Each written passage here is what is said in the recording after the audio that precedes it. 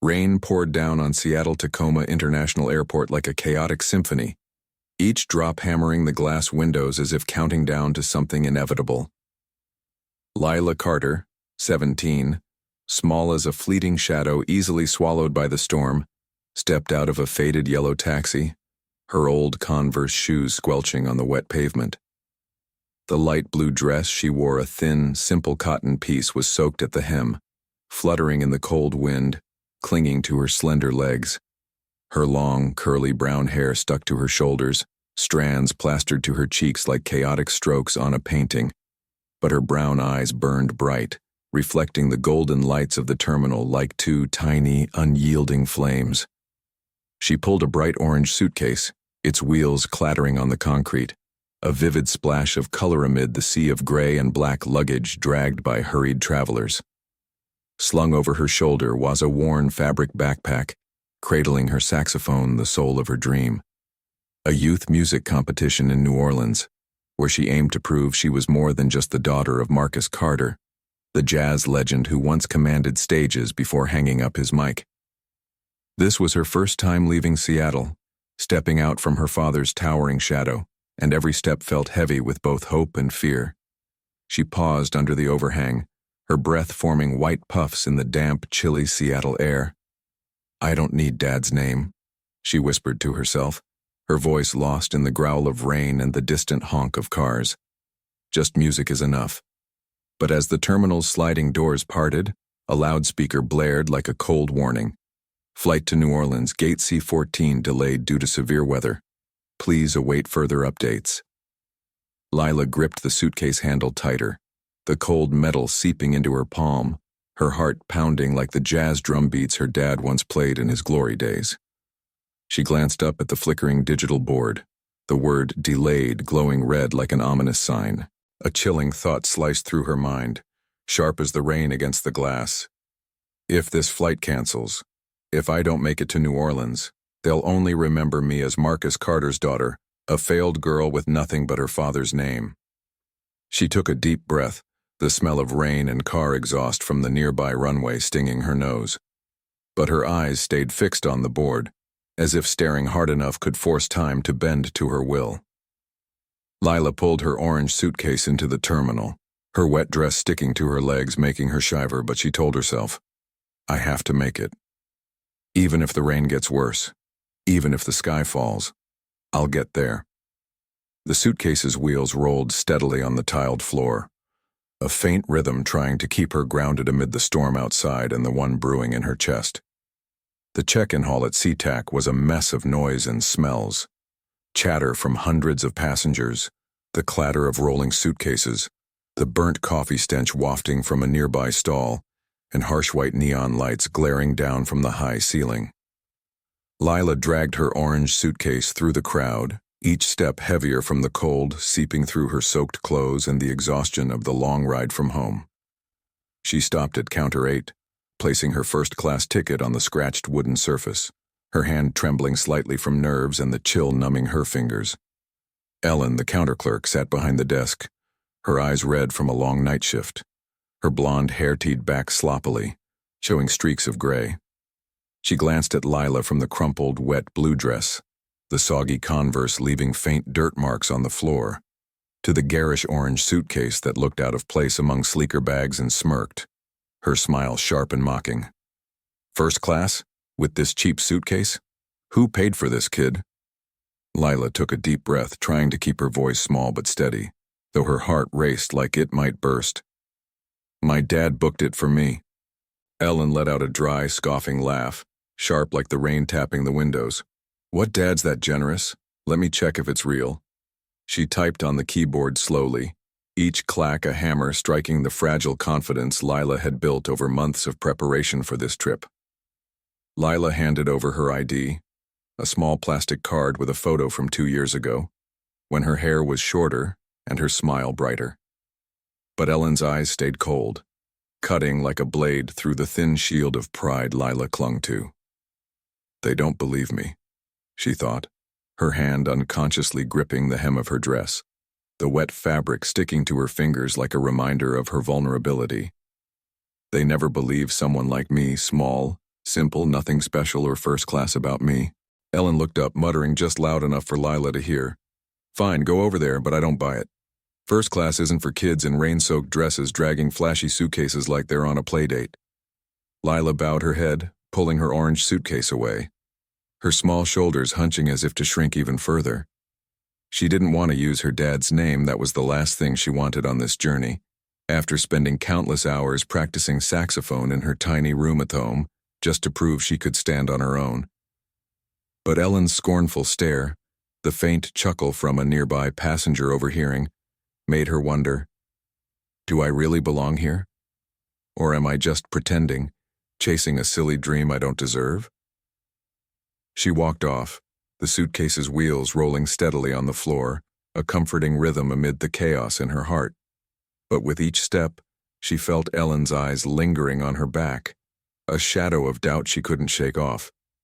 The security area at SeaTac reeked of burnt plastic from the scanners and the faint sweat of travelers packed in long lines.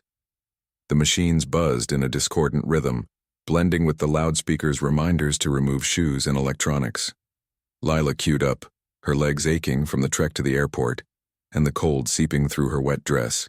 She placed her orange suitcase on the tray, carefully unslung her backpack, and pulled out the saxophone case, setting it on top, like a treasure.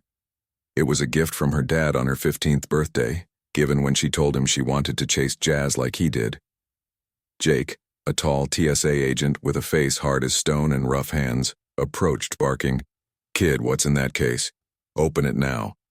Lila opened it, revealing the gleaming saxophone under the harsh white lights, and explained softly, "I'm taking it to a competition in New Orleans.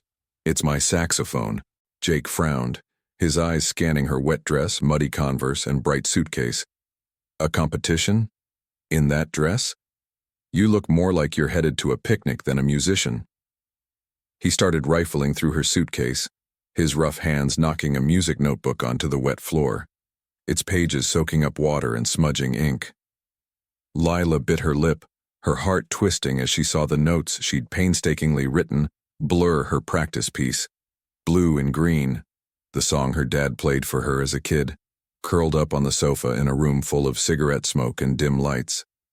But before she could react, Jake grabbed the saxophone case, twirling it carelessly, then dropped it with a loud clack onto the hard tile floor. "No!"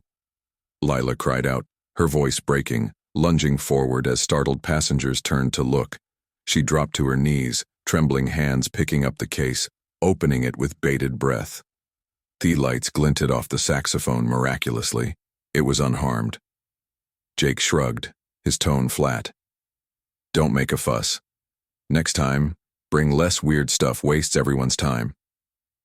Another agent, nearby, chuckled, whispering to a colleague, "This kid thinks she's Miles Davis or something." Lila froze, tears welling up, clutching the saxophone case to her chest like it was part of her soul. If it broke, I'd lose everything, she thought, her breathing ragged like an uncontrolled melody. The saxophone wasn't just an instrument, it was her voice, the one thing she believed could make the world hear her, beyond her dad's towering shadow. She remembered the nights her dad sat with her, teaching her each note, his deep voice saying, "Find your own sound, Lila. Don't let them tell you who you are." But now, Jake's dismissive sneer, the mocking laughter, made her feel smaller than ever, as if she were just a child playing with a dream too big for her. She silently packed up, shoving the soggy notebook back into her suitcase with a pained glance. She pulled her orange suitcase through the gate, its wheels a faint reminder she hadn't given up. But another memory flooded in the first time she played for her dad, his smile as he said, "You've got fire in you, Lila." Now that fire flickered, and she wondered if it was strong enough to survive this rain. Gate C14 at SeaTac was a whirlwind of voices, loudspeaker updates, and flickering lights from the overhead digital board. The rain outside had eased, leaving shimmering puddles under the streetlights, but the air inside remained heavy and damp, carrying the storm's echo. Lila dragged her orange suitcase forward, her legs trembling after hours of waiting, facing doubt, and battling the chill in her bones. She handed her first-class ticket to Victor, the gate supervisor, A middle-aged man with a stern face, steely eyes, and a voice sharp as a misplaced note. He took the ticket, eyeing her from head to toe, the crumpled blue dress streaked with water, the Converse leaving faint smudges, the garish orange suitcase clashing with the sleeker bags around her. "This ticket's got a problem," he snapped, tapping his tablet. "The system says it's not fully paid. Who booked this?" Lila swallowed hard, trying to steady her shaking voice. "My dad, Marcus Carter." Victor let out a harsh, cutting laugh. "Marcus Carter? The jazz guy? You look more like you're off to camp with that suitcase than his daughter. Got proof?" Lila fumbled with her phone, her trembling fingers pulling up the confirmation email, the screen glowing under the white lights. She showed it to him, but Victor waved it off, his voice icy. "Not good enough, could be fake. I'm canceling this ticket right now. Security, get her out." Two guards stepped forward, one grabbing her arm, yanking her hard. Her orange suitcase rolled behind, its wheels screeching on the floor like a desperate cry, tipping over as it hit a table corner. "Please!" Lila shouted, her voice cracking, tears spilling free. "I have to get to New Orleans for me competition. Please check again. I'm begging you." But Victor turned away, his words echoing coldly amid the noise. "Stop making up stories. Get out, or I'll call the cops." The crowd paused, some pulling out phones to film, flashes stabbing her eyes like needles. Whispers buzzed like bees. What's she doing? Probably lying to sneak into first class. Look at that suitcase, who'd believe her? Lila stumbled, collapsing near the exit, her suitcase lying tilted beside her, one wheel still spinning slowly. She hugged her face, shoulders shaking, tears soaking through her fingers onto the floor. "I've failed," she thought, her mind spinning like a tornado. "They're right, I'm nothing. A little girl in a cheap dress with a loud suitcase, not worth anything." The rain had stopped, but inside her, a different storm raged, drowning every hope, every dream she'd clung to. She thought of the nights practicing in her small room, the saxophone sound filling the dark, and her dad's words, "You can do it, Lila." But now those words felt distant, like a song silenced long ago. Outside Gate C-14, the gray sky stretched wide, rain gone but still heavy with the storm's aftermath. Lila sat curled up beside her orange suitcase, clutching her phone, her trembling fingers dialing Marcus. "Dad," she said, her voice choking, breaking like a cut-off tune. "They won't let me board. They said I lied about you, canceled my ticket, kicked me out." Silence hung for a moment, then Marcus's warm, steady voice rang through. "Stay there, Lila. I'm coming right now. Don't cry, baby girl." She nodded, though he couldn't see, and hung up, hugging her knees, her gaze lost in the void. 20 minutes dragged like centuries, each tick of the wall clock a knife in her chest. Then a black car pulled up, the door swung open, and Marcus Carter stepped out. Tall and lean, his salt and pepper hair peeked from under a brown fedora, his black leather coat gleaming under the streetlights, hands in his pockets with the calm of an artist who'd once owned 1,000 crowds. His eyes, sharp as the jazz notes he played, softened when he saw Lila, small and pitiful beside her tipped-over suitcase. He knelt before her, resting a hand on her shoulder, his voice deep and warm. "You okay, baby girl?" Lila looked up, tears soaking into his coat as she hugged him, whispering, "I'm sorry, Dad. I couldn't do it." Marcus shook his head, pulling her up. "You've got nothing to apologize for. They're wrong, not you." He righted her suitcase, setting it steady, then took her hand and strode into the terminal with the presence of a man who'd ruled stages. He faced Victor, still rigid behind the counter, and his voice rang out, calm but cold as ice. "Who dared call my daughter a liar? You think she doesn't deserve first class because of this dress, this suitcase, or because you can't believe a little girl could be mine?" Victor stammered, his tablet shaking in his hands. "We just followed policy, Mr. Carter. The system flagged the ticket." Marcus cut him off, his tone sharp like a sudden chord. "Policy isn't an excuse to humiliate someone. You could have called me my numbers right in the booking record. One call to check, but you chose to shame her, drag her out in front of everyone. You call that policy? He stepped closer, eyes locking onto Victor. Give her ticket back now and apologize to her, not me, my daughter. The crowd stirred, phones raised, flashes popping like bright notes in Marcus's jazz. Victor flushed, bowing his head as he pulled the ticket from a drawer, handing it to Lila with a mumble. Sorry, Miss Carter. We misunderstood. Please forgive us. Marcus rested a hand on Lila's shoulder, looking into her eyes. Hear that? They're wrong, not you. Don't let them make you doubt yourself, Lila. You're stronger than this. Lila nodded, tears falling, but now from relief and a rekindled faith. I'm not alone, she thought, gripping her suitcase handle, the cold metal now a source of strength. And I won't let them win. Staff rushed to escort them through a VIP gate, the flight rearranged with top priority.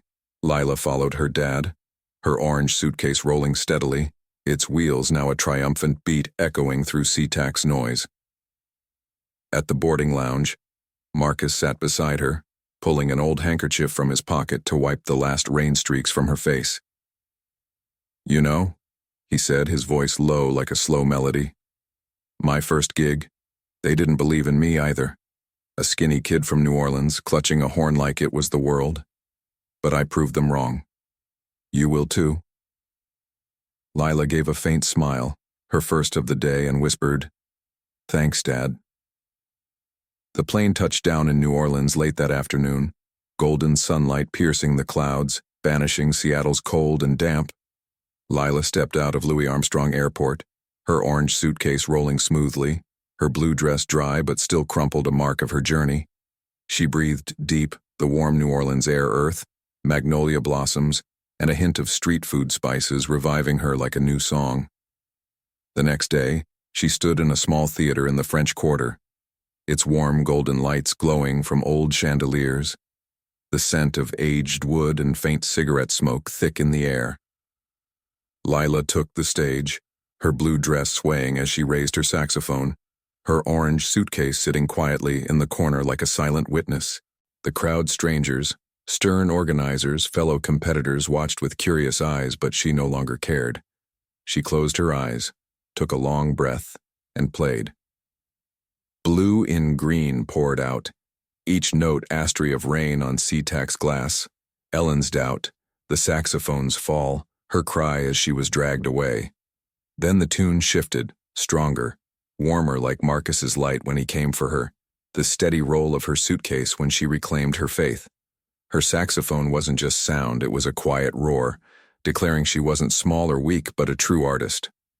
As the final note lingered, the room fell silent, then erupted in applause like thunder, stretching so long she had to open her eyes. The audience stood, faces alight with awe. The judges awarded her first place, a small gleaming trophy in her hands, a proof she'd done it, not with her dad's name but with her own soul. Later, in the waiting room, she called Marcus via video, beaming, I did it, Dad. I won first. Marcus sat in their Seattle living room, a glass of wine in hand, his eyes shining with pride on the screen. I always believed in you, Lila. That dress, that suitcase, they're a winners. You've found your voice. Lila glanced at her orange suitcase, her heart warm as the stage lights. They can doubt me, she thought, but my music will speak for me. From now on, no one defines me, not the dress, not the suitcase, just my saxophone and my heart. The next day, she stepped out of the theater, her orange suitcase rolling on the French Quarter's cobblestones, her blue dress fluttering in the warm breeze. She paused at a street corner where a busker played saxophone, his notes weaving through the air like a conversation with the city. Lila smiled, listening for a moment, then reached into her backpack and pulled out her own saxophone. She hadn't planned this, but something in the busker's melody called to her. A raw, unpolished sound that reminded her of her dad's early days, before the fame, when he played just for the love of it. Hey, she said softly, stepping closer, her voice steady now. no longer trembling like it had at SeaTac. "Mind if I join you?" The busker, an older man with a gray beard and a faded red cap, looked up, surprised, then grinned, showing a gap where a tooth was missing. "A kid with a horn?" "Sure. Let's see what you've got."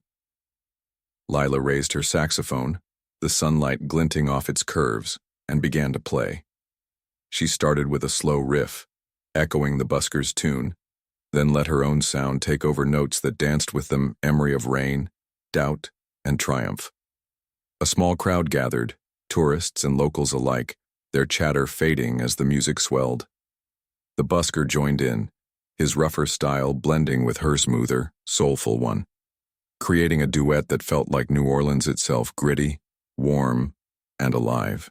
When they finished, the crowd clapped, a few tossing coins into the busker's open case. He tipped his cap to Lila, his grin widening. "You're good, kid, real good. Where'd you learn top lay like that?" Lila hesitated, then said simply, "From someone who believed in me." She didn't mention her dad's name, it didn't matter anymore. The busker nodded, as if he understood, and handed her a crumpled dollar from his earnings. "For the road," he said. "Keep that fire." She tucked the dollar into her pocket, a small token of this moment, and thanked him before walking off, her suitcase rolling beside her. As she wandered the French Quarter, the cobblestones uneven under her feet, she passed a tiny record shop tucked between a cafe and a voodoo store. The window displayed old vinyls, their covers faded but vibrant. Miles Davis, John Coltrane, and to her surprise, one of her dad's early albums, Midnight Notes. She stopped, staring at his younger face on the cover, the saxophone pressed to his lips, eyes closed in amament of pure music. For a second, she felt the weight of his legacy again, but this time it didn't crush her, it lifted her. "I'm not just his daughter anymore," she thought. "I'm Lila Carter, and I've got my own song." She pushed open the door, the bell jingling, and stepped inside. The shop smelled of dust and wax, and an old radio in the corner played a faint jazz tune. The clerk, a woman with silver hair and a kind smile, looked up. "Looking for something special?" Lila nodded, glancing at her dad's album. "Do you have anything by new artists, someone just starting out?" The clerk rummaged through a stack and pulled out a plain white sleeve with a handwritten label. "French Quarter Sessions, Volume 3. Local kids recorded this last month," she said. "Might be your style." Lila bought it, clutching the vinyl to her chest as she left the shop. She didn't know the artists, but she felt a kinship with them young dreamers like her, fighting to be heard. Back at her hotel that evening, she sat on the balcony overlooking the Mississippi River, the water shimmering under the setting sun. She opened her suitcase, pulling out the soggy notebook from SeaTac. The ink was still blurred, but she could make out the opening bars of blue and green. With a pencil from the nightstand, she began rewriting the notes, her hand steady now, then added new ones, a melody born from this trip, from the rain and the applause, and the busker's grin. The next morning, before her flight back to Seattle, she walked to Jackson Square, the heart of the quarter, where artists and musicians filled the air with color and sound. She set her suitcase down, took out her saxophone, and played again, not for a competition, not for judges, but for herself. The notes soared, weaving through the chatter of the square, drawing smiles from passers-by. A little girl in a yellow dress stopped, tugging her mom's hand, and stared at Lila with wide eyes. "She's like a superhero with that horn," the girl said, and Lila laughed, the sound light and free. When she finished, the girl's mom pressed a folded $5 bill into her hand. "You made her day," she said. Lila smiled, tucking the money next to the busker's dollar. "Maybe I did," she thought. "And maybe I made mine too." She packed up, her orange suitcase rolling smoothly as she headed back to the airport, her blue dress catching the breeze. The rain of SeaTac was a distant memory, replaced by the warmth of New Orleans and the fire she'd claimed as her own. On the plane home, she leaned against the window, the trophy in her lap, the vinyl and her rewritten notebook tucked into her backpack. She thought of calling her dad again, but decided to wait. She wanted to see his face when she handed him the trophy, when she played her new song for him. The sky outside was clear, stretching endless and blue, and Lila knew this was just the beginning. She'd write her own story, note by note, with her saxophone, her heart, and the unshakable belief she'd found in herself.